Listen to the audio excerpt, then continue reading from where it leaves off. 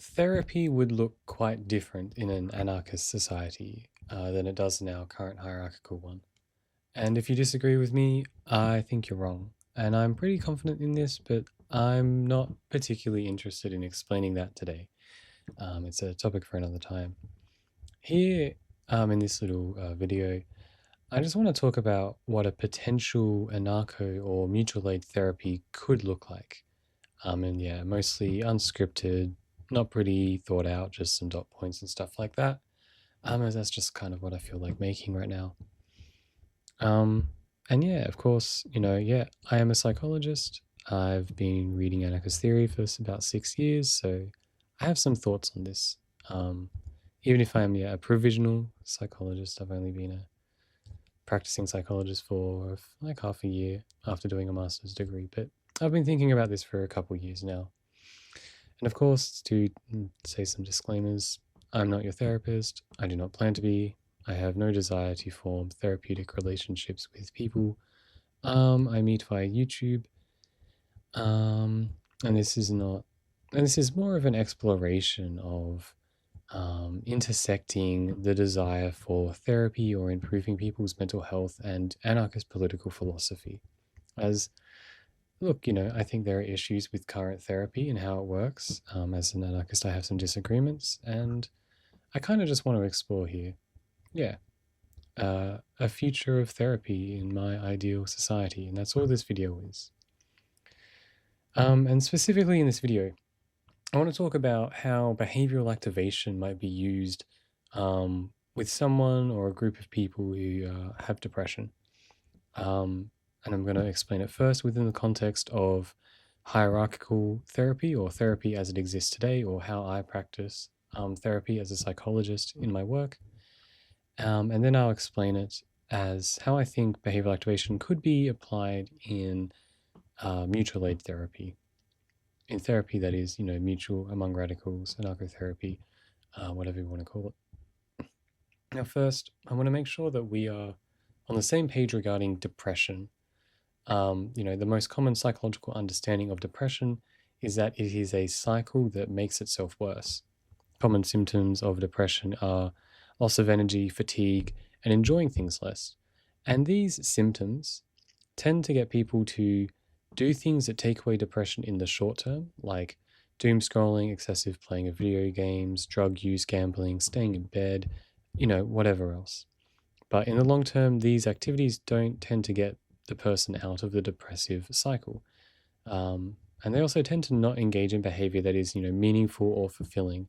So overall, the behaviors that depressed people engage in, largely or at least influenced by these symptoms of loss of energy, fatigue, and enjoying things less, the behaviors they engage in are, short term to avoid the experience of being depressed, and long term, they don't really make the person feel good about themselves.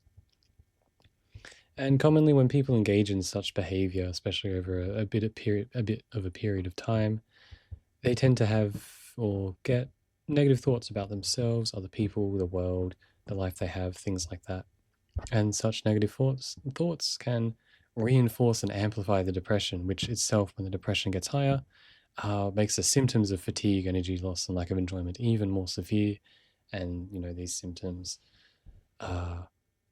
get the person to do even less meaningful activity, and we do more short-term doom scrolly type activity, and the cycle continues, and it just gets worse and worse and worse. The means used become the ends arrived at, and this is the common understanding of depression among psychologists. And this cycle continues like a downward spiral that gets worse and worse, where people can, spend all day in bed, stop showering, stop looking after themselves completely. If you have an understanding of depression, even a pretty common one, you probably understand that. And yeah, depression it's rough, it's cruel. Don't victim blame people with depression here. If it was as easy as some people make it out to be, then I don't think anyone would be depressed. So yeah, no victim blaming or cynism in the comments. Thank you. And of course, my fellow anarchists, I think you will vibe with this conceptualization of depression, as seeing it as a self-perpetuating cycle is completely consistent with our conceptualization of means ends unity. This understanding, this cognitive model understanding of depression is effectively just the means ends unity, but applied to thoughts, feelings, emotions, and behaviors to create a self-perpetuating cycle. Um, and yeah, this is the common understanding of depression, or at the very least, the way I conceptualize the cognitive model and the way the cycle of depression is understood. I just view it as means ends unity, really, on a different way than most anarchists understand it. But understanding depression as a cycle, this is where behavioral activation comes in, which is the primary topic of this video, or what I'm going to be explaining mutual aid and regular therapy around. So there's a cycle: behaviors, thoughts, emotions, physical sensations as well, and just like depression itself. And these are part of the self-perpetuating cycle. And we are going to intervene in this cycle at the point of behavior, what the person is doing. And the intention here is to get the person who is depressed to engage in more positive, fulfilling, meaningful behavior that makes them look back and be like, yeah, I really enjoyed doing that. I'm glad I did that. I'm proud I did that, to get them feel better about themselves, to get them to have more positive thoughts, and that will hopefully improve their energy levels. They'll enjoy things a bit more, which will make it easier for them to do even more. And we're reversing the cycle of depression. That is the intent and idea as to how behavioral activation works. And behavioral activation is the gold standard for depression, I believe, and it's been seen as such for several decades. It's pretty solid in its evidence foundation, at least from the psychological science evidence, which I do not think is a hard science, of course, but it works. I've seen it work in clients that I treat. So, and we're just going to talk about that and explain the difference between regular or hierarchical therapy and mutual aid therapy here. So, firstly, as a psychologist, what would I do? Right, I have a client in front of me. And of course, firstly, the context of me being a psychologist is, sessions last about 50 minutes. I see my clients once a week or once every 2 weeks. And the client talks to me about their issues and things like that. And I do not talk about the client about my issues. The relationship between me and my client is not mutual. It's it's just not mutual, right? We interact with each other in ways that are quite different. The conversations that I have with my clients are purely focused about yet their life. I don't open up about anything to do with me. It's the whole conversation is about them, right? So within this context of, I see them once a week, once every 2 weeks, and we only talk about the client when we talk to each other, we're going to do some things. We're going to, right, agree on, to do behavioral activation, of course. It is in therapy is to still help the person help themselves, to make them do what they want to do. If the client doesn't want to do anything, then we're not going to do anything. So we'll agree on goals. We agree to do some behavioral activation, but we're going to start with small chunks, right? Depending on the severity of depression and what the client is capable of doing, we're going to do different things. If the client is currently like barely showering or barely getting out of bed, really struggling to do things like that, then we're going to start pretty small.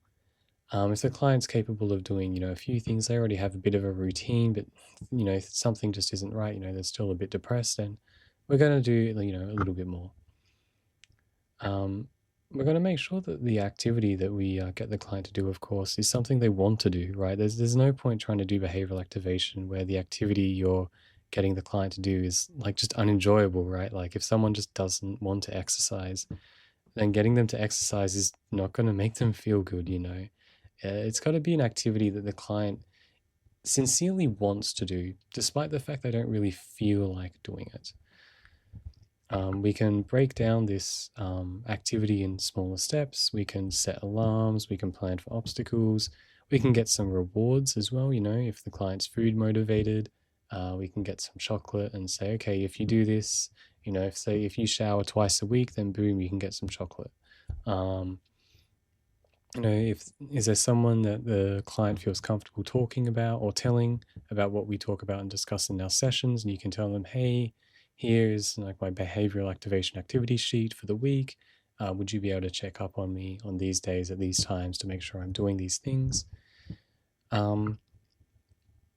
And we could do some behavioral experiments where we talk about, okay, so your brain is telling you that, like, this is going to be really draining, that trying to shower every second day is going to be a lot of effort and super draining. Out of 10, how draining do you think this is going to be right now? And the client could say like 8 out of 10. And then it's like, okay, I want you to ask yourself that question after you shower. And I want to see if there's a bit of a difference between the prediction that your brain makes and how much effort it actually takes to do this. And if the client does this and they do it over a period of time, they might see that their brain is making some pretty poor predictions regarding the effort of things. Um, and yeah, I mean, there's probably a few things I missed, but look, that's kind of the gist of it. We're going to try and get the client to do things fairly regularly, maybe some one off things a week, like, go to a concert or, you know, catch up with like some friends or whatever. But I'm trying to get the client to do little things. And yeah, it can be showering every second day, it could be going for a walk, it could be gardening, it could be cleaning, it could be exercise, it could be watching a movie, it could even be playing video games, it could be literally anything, it's something that the client wants to do. And now for what could behavioral activation look like in mutual aid therapy? And it could look pretty similar. I don't think there's anything that I talked about there that you couldn't also apply to mutual aid therapy, right? Of course, regular hierarchical therapy, psychologist client relationship dynamic. Mutual aid therapy is mutual. Um, the way I currently conceptualize mutual aid therapy, which I'll go into detail in another video, I think, but for the purposes here, it's mutual. There's no psychologist client relationship among these individuals. They are both or all are engaging in a mutual therapeutic relationship with each other where they all help the others with their mental health. And to some degree, they're going to be each other's psychologists, each other's clients, if you want to think of it that way, which probably isn't the greatest, but I hope you kind of understand what I'm saying there. Is that they're all going to help each other with their mental health, and like one person takes a turn to talk about their difficulties, and then the other two will, give their input or, problem solve with them regarding this person, and then they can take turns doing this. Um, it's just, friends who have an understanding of therapy, engaging with each other in a way to improve their mental health. And I guess that's an important thing to bring up here. I think mutual aid therapy does require everyone who is participating in it to have a bit of an understanding on therapy. I think everyone can. I don't think what I learned in my master's degree is particularly difficult, honestly. I think that you can just grab a textbook and you can read it with your friends and you can get quite a lot out of it. You can definitely gain an understanding of behavioral activation or thought challenging. Or I would recommend, if you are a political radical wanting to engage in mutual aid therapy, that you just read Act Made Simple by Russ Harris. It's very readable. I think acceptance and commitment therapy, or ACT, is probably the best therapeutic modality for radicals to learn and engage in mutual aid therapy with. But either way, back to this example, right? The people engaging in mutual aid therapy all have a good enough understanding of therapy to actually help each other. And that's kind of the context, right? And that's, pretty important, I think. But there's nothing like I was talking about setting alarms, planning for obstacles, rewards, goals, finding activities to do. You can do all that in regular therapy or hierarchical therapy and mutual aid therapy. There's nothing about mutual aid therapy that stops you from being able to do that. But what mutual aid therapy can do, right? So you have the person, they have these activities they want to do. You've established they're going to do this on one day, this on the other, this on the other, all that. They have some rewards, they've got alarms, whatever. Mutual aid therapy is not limited by having one 50-minute session every week or every 2 weeks. You're friends with them. You can contact them like constantly. And I think this is a pretty important thing of mutual aid therapy that can be built on top of. I don't see any valid reason to not constantly be engaging in therapy with your friends if you're engaged in this mutual aid therapeutic relationship. And so say you have a group chat and it's only for therapy related things. And say you and your friends, like 3 people, and they're all a bit depressed and they're engaging in mutual aid therapy, they have a group chat and they post in there the behavioral activation stuff. It's like, I showered, and and you can heart react, you can congratulate, and if all of you have the like activity schedule of each other, then you can say, oh, Bob is supposed to shower at 7 p.m., but it's it's 7:30 and they haven't posted in the chat. Hey Bob, have you showered? And Bob maybe forgot, and it's like, oh, thanks for reminding me, and then they shower, you know. Um, and you could have that group chat where you're pretty much only posting things relating to therapy, and it's like, I did this, I did this behavioral activation, I did this thought diary, I did this, I did that. Um, yeah, and that's a great way where you can be like, I can't do that as a psychologist. I'm not talking to my clients outside of therapy sessions, and I think that would be probably not a great thing for a psychologist to do, a bit of a red flag. But in a mutual aid therapeutic relationship, totally fine, absolutely nothing wrong with it. And that is a pretty significant benefit and aid to motivation, I think, and something that mutual aid therapy can do. So I've got this activity sheet here, which is, activities that have been like agreed upon among the people in the mutual aid therapy for this specific individual to engage in. On the weekdays, their plan is just to wake up at 6 a.m. and they want to do a progressive muscle relaxation before bed, as well as reading for about half an hour. And that's all their plan is on the weekdays. On the weekends, there's a bit more activity, but we'll get to that a little later. So, say on these weekdays, the friends of this person in the mutual aid therapy group chat would be able to, message the friend at 6 a.m. and like, are you awake? Are you awake? Probably reminding them to, uh, turn the sleep mode off or have the automatic sleep mode on their phone to be turned off at 6 a.m. so they can hear their phone buzz as their friends message them at 6 a.m. And the friends can also say, are you reading yet at 9:30 p.m. or, hey, PMR time, you can remind your friends, and the person who this activity sheet is for, they can like wake up at 6 a.m. They can say, yeah, I'm awake, at 6 a.m. or maybe 5:59, who knows. They can say, yep, I've read this many pages, I got distracted for this long or whatever, and I've done the PMR. Or they could say the morning after, like, yeah, I did the PMR and then it took me about 20 minutes to fall asleep, which was great. But another thing that mutual aid therapy is capable of doing, or you're able to do with your friend you're engaging in therapy with, is like be there in person or even via voice or video chat. So, say on the weekend, right, Friday, Saturday, Sunday, in this example, the friends engaging in mutual aid therapy decide to like stay the night at someone's place, and so they're all spending Friday and Saturday night and most of Sunday together, right? They can collectively make sure this depressed person reads at 9:30 Friday evening and does the PMR before bed, right? They can be there as like physical motivation, or if it's all being done via video chat, then they can, you know, do it that way. But say that they're in person for the purposes of this example. In the same house and they wake up together on Saturday, they can, help each other wake up at 6 a.m. And there's activities packed, say this is a depressed person who's like working, a typical 9 to 5.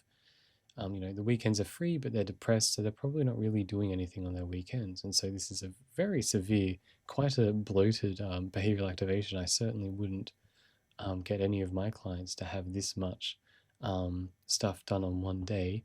That's asking for failure, I think, as a psychologist. But if you have, say, one or two friends who are staying over at your place, then maybe it's possible to do yoga, go for a walk, cook a good meal, watch a movie, do some reading, then do some drawing art, and do chores throughout the day, and then read at 9:30 p.m. and do PMR before bed. Of course, adjust it on the fly. But if you have someone next to you who is capable of doing these things, or the power of you two being together can motivate each other to do this much, then you can do that much. Potentially, maybe it's hypothetical, but mutual aid therapy where you have like someone stays over at your place or you stay over at their place, and you're just going to try and fill your weekend with so many pleasurable activities that after the weekend ends, or even just on the Sunday, you're like, damn, I accomplished so much yesterday, and that makes you feel good about yourself. And so with mutual aid therapy here, because it's no You can see your friends whenever, you can talk to them whenever, you can engage in therapy whenever, you can do a whole day that's effectively just therapy, um, targeted behavioral activation. You can do that. Wake up at 6 a.m. and yeah, okay, let's do some yoga, friend. Let's go for a walk. Let's cook. Let's watch a movie. And um, it's easier to do these things when you've got someone telling you to do it who's right next to you. And if you don't do it, they'll just drag you and get you to do it, and then you'll start doing it. And I think that's a pretty important benefit of mutual aid is the capacity to just like be a therapist that is like physically able to just get the person to do stuff. And yeah, as a psychologist, certainly not doing that. I don't message my clients out of session. I don't even think of doing anything like this. I might ask them, hey, do you have a friend who would help you do stuff like this? But, if your psychologist is doing things like that, that's a bit of a red flag. And then on Sunday, they could do the same thing, right? If they're staying over both Friday, Saturday night, then you can have that physical presence to help the person do behavioral activation physically. And yeah, something that um, psychological therapy in our current society isn't really capable of doing. Um, and so, yeah, I hope this sheet kind of gives you an understanding as to maybe, because, yeah, like as a psychologist, right, I'm not having this much on. I might have the reading and PMR before bed. It depends on the client, what the client's capable of doing. In this example, it seems like the person with depression is capable of um, showering and brushing their teeth and maybe having regular meals rather than snacking. I don't really know. It's a hypothetical, right? Um, but as a psychologist, I'm like one thing at a time, really, like just one simple thing. Like with this person, it'll just be reading. We'll see if you can do that. And if you can do more, do more. That's fine, but we'll start small and work our way up. But with mutual aid therapy, maybe you can, I mean, it's easy to adjust on the fly or adjust day by day. And if you can stay over at someone's place and get them to do a lot of activities, then I see no reason why you couldn't give it a go. Hey, maybe it works for some people, maybe it doesn't work for others. That's all good. Um, all therapy is just experimentation, seeing what works, seeing what doesn't, and things don't work. That's just more information to use to problem solve next time. Um, but yeah, that's a bit of a ramble on mutual aid therapy and regular therapy and what mutual aid therapy could look like within the context of just behavioral activation. Um, and yeah, I hope it's been useful.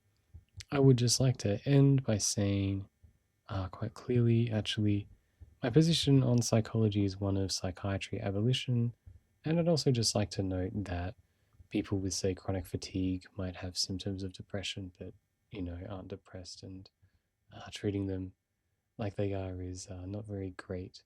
Um, so yeah, I hope this is helpful for anyone who has watched it all the way, and if you've got any questions, let me know. I'm pretty down to answer them, I think.